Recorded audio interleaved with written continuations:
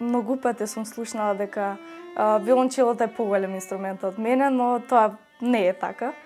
Тоа дека е гломазен, дека не е за женско, но јас можам да кажам спротивно дека секој може да го свири овој инструмент.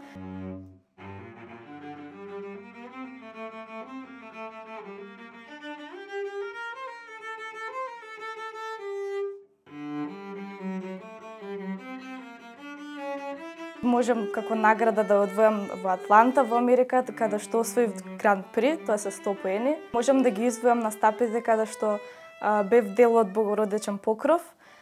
Исто така сум дел од Театар Пи, каде што ги поддржувам децата со посебни потреби и заедно со нив свириме.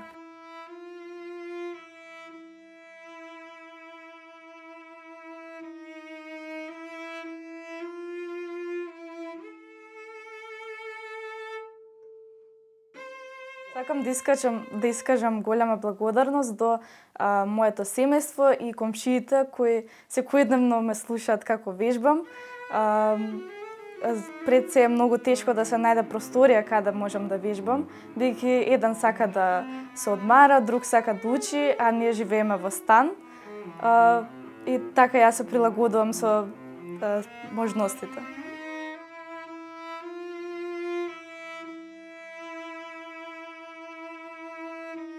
Често се шалиме, јас сум носачот на звук, бидејќи нормално со големината на самиот инструмент има потреба од мене.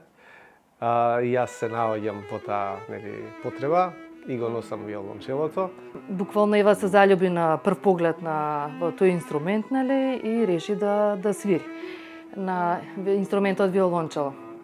Иако многумина имаше сугерирања од многумина луѓе да избере некој полесен инструмент, помал инструмент, меѓутоа Ева ја не изненади и го избра еден од најголемите инструменти, и може да се каже и многу тежок за свирење, да.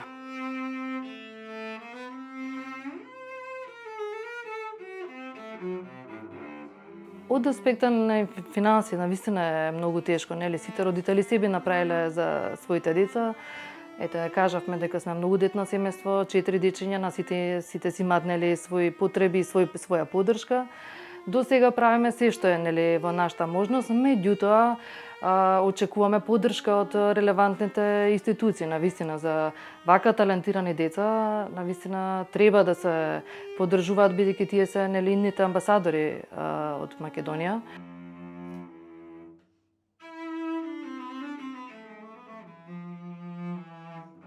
Сон ми е да станам солист, но и да свирам заедно за филмска музика, во оркестар. Исто така многу сакам да свирам во Виенската филхармонија, тоа ми е како посебен сон.